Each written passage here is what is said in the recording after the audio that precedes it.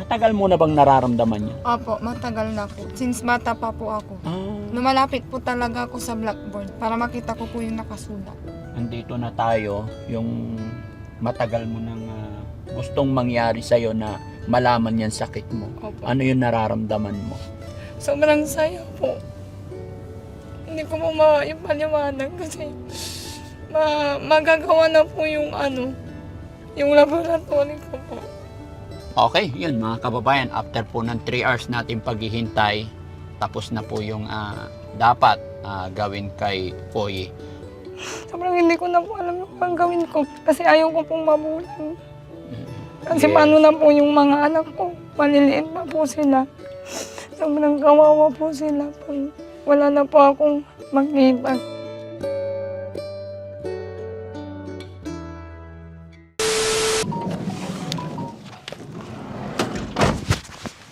Ayun, magandang umaga sa atin lahat mga kababayan. Kumusta po kayo, no? Panibagong araw, panibagong vlog, panibagong sikat ng araw, panibagong pag-asa. Maraming salamat po muli. Lord, thank you. Naging maaliwalas na naman ang umagang ito. Naging masaya na naman ang gising natin. Nawa po ay gabayan tayo ng Panginoon sa bawat araw-araw nating pagmimisyon. At syempre mga kababayan, sa araw na ito ay muli nating babalikan. Sino nga po ba ang nakapanood sa unang tagpo, unang upload namin kay Foye Macaranas? Isang nanay na nawawala ng pag-asa. Dahil hindi niya alam kung ano ang kanyang sakit. At masyado siyang takot na takot. Hindi niya na alam kung saan siya lalapit. Dahil ayon sa kanya, hindi niya alam kung ano ang sakit na dumapo sa kanya. Dahil sa kawalan, kahirapan ng buhay, nagtitiis siya gabi-gabi, talagang kinakabahan. Sabi nga po niya sa akin, natatakot siyang matulog dahil baka bukas ng umaga paggising niya ay tuluyan na raw mawala ang kanyang paningin. Kaya sa tagpong iyon mga kababayan, na antig ang puso ng ating team, lalong-lalo na po ang inyong lingkod.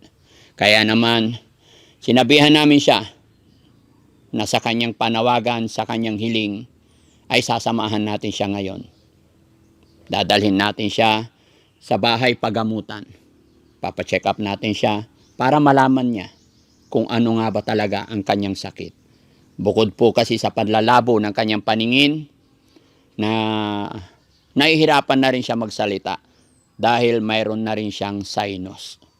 Sa mga kababayan, maging ako man, ay hindi ko alam kung saan nagsisimula o saan nanggaling ang kanyang sakit. Kaya mga kababayan, samahan niyo po kami. Sabay-sabay nating alamin kung ano nga ba at saan nanggaling yung sakit na dinadala ni Foye Macaranas. Maraming salamat mga kababayan. Pakishare lang po ang video ito. At syempre, ako nga po pala si Daddy Frankie. Ako ang inyong host. At iimbitahan ko rin kayo mga kababayan na manood sa aking premiere tuwing alas 7 ng gabi. 7:08 po ng gabi ang eksaktong oras. Maraming salamat. Tuloy-tuloy po tayo sa video. Tara, let's go!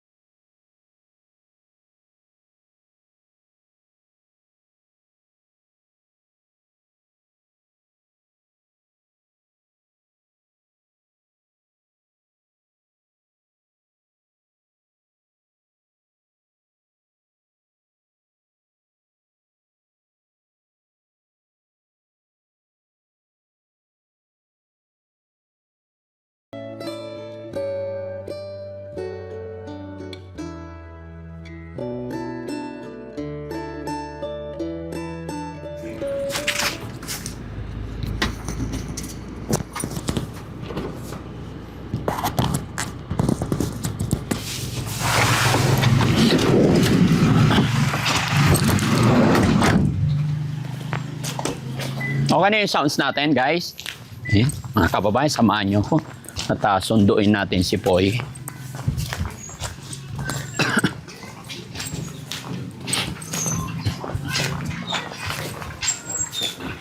Hello po.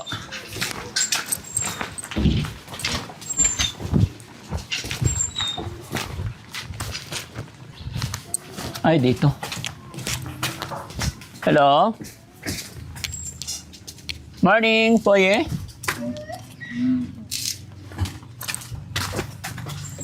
Kaya po pala. Oo. Frankie. Good morning. Okay ka na? Opo. Naka-ready ka na? Opo, Daddy Frankie. Nakapag-almusal ka na? Opo. Very good. Ba't ang ganda mo ngayon? Aalis mo tayo eh. Kailangan ba pag aalis tayo, kailangan maganda? Opo. Hindi nga. Opo, Daddy Frankie. Okay, good. So, asan ang asawa mo? Ano po hindi po kasi siya pwedeng umabsent, Daddy Frankie. Kasi po marami na daw po yung ikakarwash nila ngayon.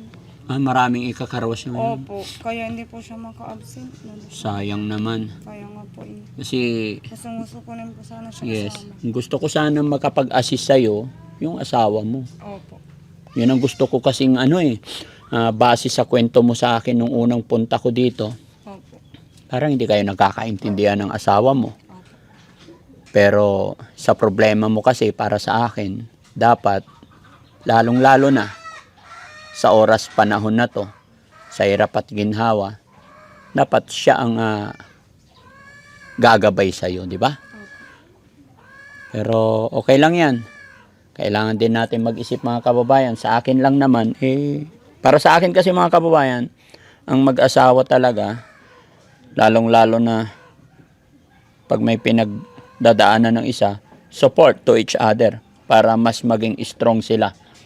Yun yung sinumpaan kasi natin, mga kababayan. Sa hirap at ginhawa, dapat magsasama, no? Pero katwiran nga niya, katwiran din nila para may income. Lalong-lalo na sa panahon ngayon, mahirap maghanap ng trabaho. Kaya sige, we understand. Sino naman magiging kasama mo ngayon? Yung ate ko po. Andyan ang ate mo. Andyan po siya. Okay, very good. So, paano naman yung mga anak mo? Sino magbabantay? Bininin ko na lang po sa ko po, sa mga bayaw ko po. Okay. Tas sa po, Ilang taon ba yung anak mong bunso? 4 years old po. 4 years old. Tapos yung panganay? 10 years old. Pumasok po siya ngayon. Pumasok. Daddy Frankie. So, pag uwi, may pagkain naman na. Opo, meron na po. Binilin ko na rin po. Binilin mo na. Opo. Sige. Okay na, Sam? Are you okay? So, saan nga ba tayo pupunta? Saan lugar? Sa high precision po sa BHF po sa Kalasyaw. Kalasyaw. So, alam mo naman na yun. Opo, No? alam ko Ituturo mo lang. Yan, mga kababayan, mga kabarangay, no? Si Daddy Frankie, gusto ko nga po sana is asawa niya ang kasama, pero narinig niya yung usapan. But it's okay kasi andito naman daw ang kanyang ate. So, ang magiging papel po ng Team Daddy Frankie, dahil ang problema ni Poy ay wala silang kakayahan para pumunta doon sa pagamutan para malaman yung sakit. Kaya tutulungan natin siya kung ano yung mga dapat. Para sa ganun, mapagsimula na siya. Pag nalaman niya na yung kanyang sakit, malalaman na rin kung ano yung gamot na kanyang ititake. So mga kababayan, samahan niyo po kami. Tara. Tara. Dala ka ng ano mo, mga gamit mo. Yung mga papel-papel na binibigay sa'yo, yung request galing sa doktor mo, Opo, andito. wala na kalimutan? Wala na po. Let's go.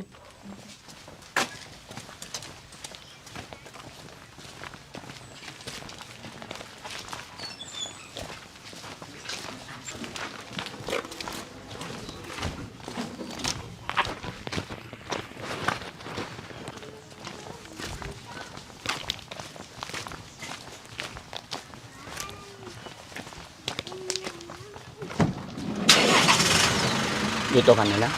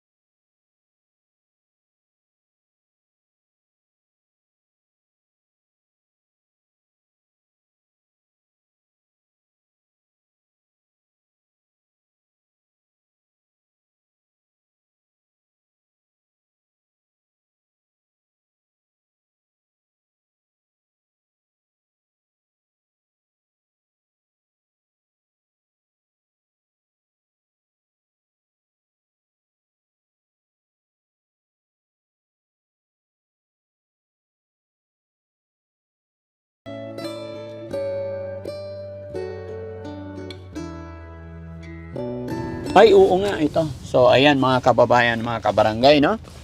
Andito na po tayo sa bahay pagamutan kung saan natin ipapa-examine si, ano, pangalan mo ulit? Poy po. Poy Macaranas. So, ipag-pray natin mga kababayan na yung result is hindi problema, hindi malaking problema. Sana minor lang. Matanong ko lang po, hanap ka lang na parking mo dyan bro, kung saan ha? Matanong ko lang, yung panlalabo ng iyong mata, matagal mo na bang nararamdaman niya? Opo, matagal na po. Since bata pa po ako. Lumalapit po talaga ako sa blackboard para makita ko po yung nakasulat. O so, bata ka pa pala nararamdaman na yan, bakit hindi nyo na pina-check pa in early time? Kasi po, akala ko po, labo-labo lang po siya, ganun po. Akala ko po hindi po siya, yung malala, ganun po.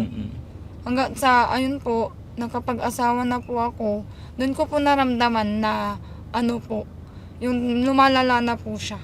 Ngayon Una may, po naramdaman ko po dito, naduling po ako.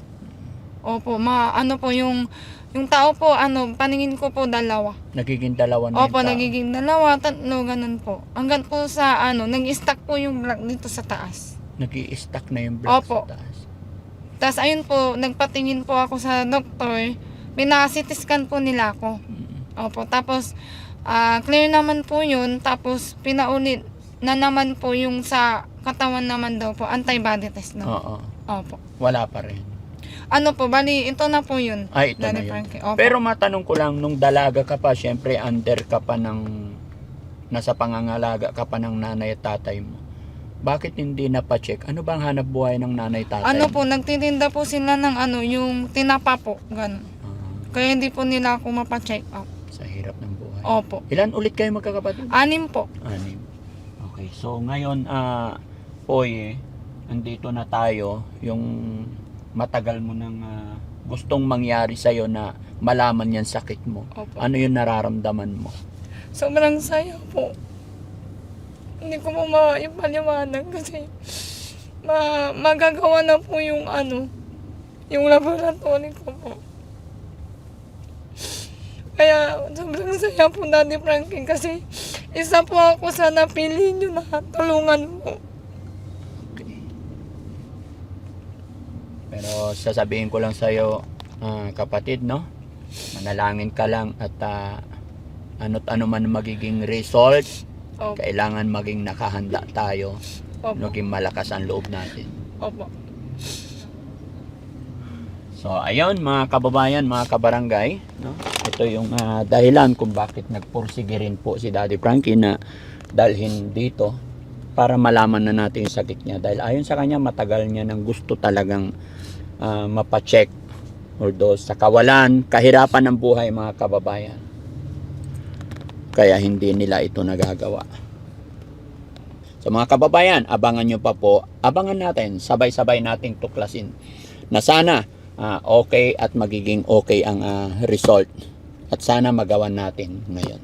Maraming salamat mga kababayan. Are you ready, Poye? Ready na po, Daddy Frankie. Iyak ka na naman. No? Huwag ka na umiyak. Naiyak na ako kahapon eh. Opo. So, saan na ba yun? Kuya Rizky, okay na? Hintayin ko lang makaparada. Okay. Paparada lang tayo. Sige. So, sinong sasama? Ikaw kaya, Sam? Tsaka si Christian. Okay. Si ate mga kababayan, papaalala ko na po sa inyo, may kasama rin po si Poye, pero mas minabuti at hiniling ng kasama na hindi daw siya isama sa kadahilanan may mga iniingatan din sila. So, respetuhin natin yung kahilingan, kagustuhan po nila.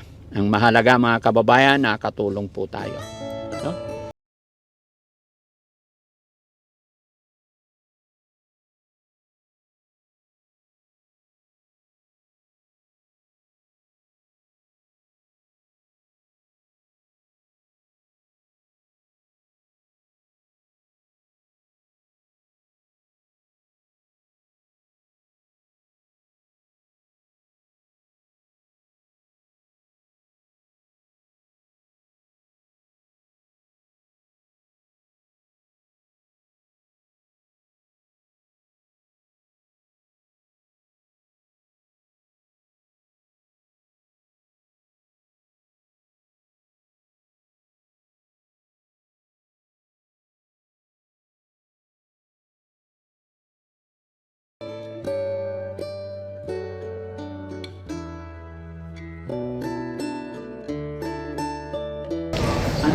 magbibigay ng therapy.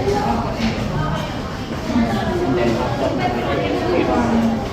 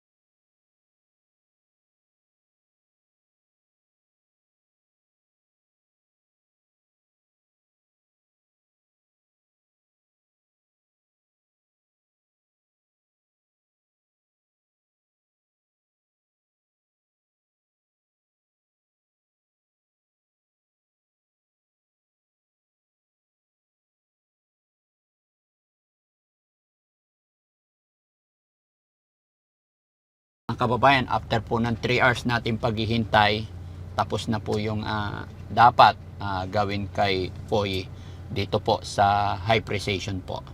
At ayun mga kababayan, it's time to lunch muna or magmerienda. Nagutom na siguro si Poy. Gutom na? Opo. Okay ka lang? Okay lang po. Ba't parang malungkot ka pa rin? Hindi, masaya na po, Daddy Frank. Masaya na. Opo. Ayun mga kababayan, natutuwa rin ako kasi kahit papano, nagkaroon na tayo ng first step sa problema ni Poy, no? Bagamat hindi pa natin alam kung ano ang resulta, basta always, gaya ng sinasabi ni Daddy Frankie, mga kababayan, think positive lang po tayo sa lahat ng bagay. Dahil wala pong problema, walang suliranin bawat isa sa atin na ibibigay ni God na hindi kayang lutasin. So mga kababayan, abangan nyo po dahil ayon po kay Poy sa Saturday ang result. Okay? So, balik na tayo. Opo. Okay. Kuya driver? Yes, sir. Okay na tayo? Okay na kayo? Okay na kami. Pero idaan muna natin sa pakainin muna natin sila. No? Sige po. Para hindi naman kumakalam yung tiyan natin. At syempre, sama na rin tayo. Mga kababayan, sabayan nyo po kami. Samahan.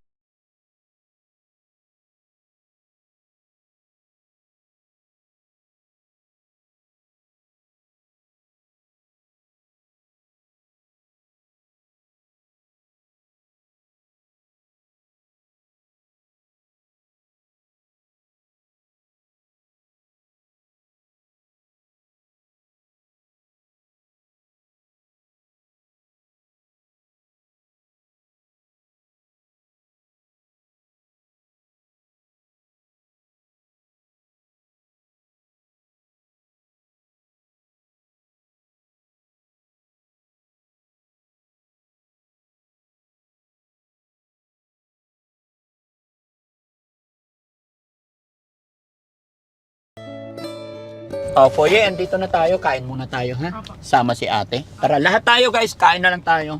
Ha?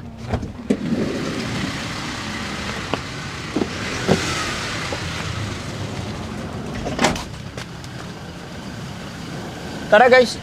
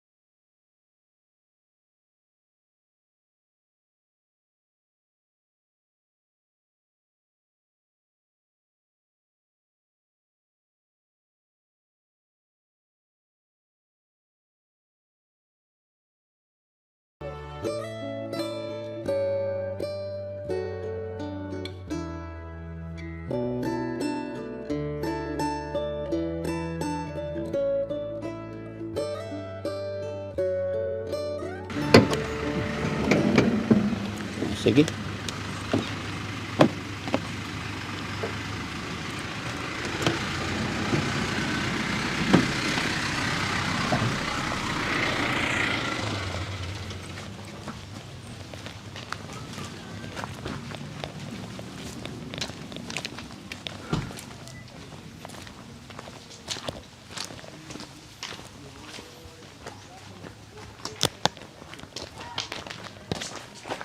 So, yon mga kababayan, mga kabarangay, thanks to God. After po ng almost, halos kalahating araw mahigit, andito na po kami, naihatid na namin si Foye sa kanyang bahay. Natapos na yung kanyang pinoproblema na test. Kailangan mapatest para malaman yung kanyang sakit. Kaya, Foye, kumusta ka naman? Ito po, Daddy Frankie, sobrang saya ko po kasi napagawa ko na po yung laboratory na kailangan ko po. Salamat din po ako kasi sobrang hindi ko na po alam yung gagawin ko, pero salamat po kasi tinulungan niyo po ako, napagawa po natin yun. Kasi ayaw ko pong mabulang. Kasi Yes. paano na po yung mga anak ko, maliliit pa po sila. Yes, mga kababayan.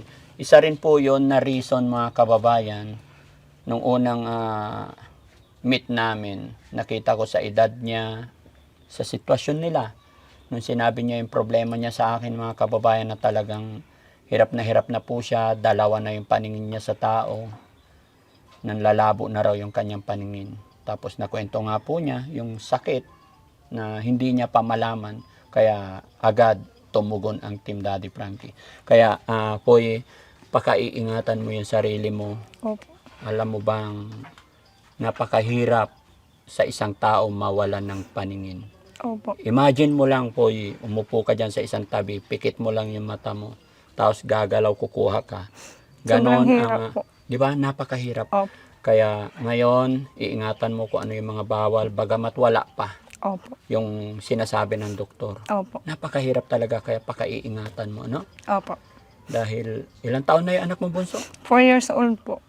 Isipin mo, kung ikaw mawala ng paningin, paano na yung mga anak mo? Opo.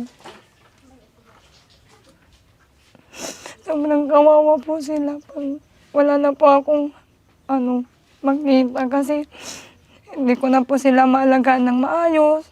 Ultimo yung pangangailangan po nila, hindi ko po maibigay. Kaya salamat po talaga kasi tinutulungan niyo po ako hanggang sa gumaling po ako. Tapos inisip ko rin po yung mama ko po kasi ako rin po yung nag-aalaga.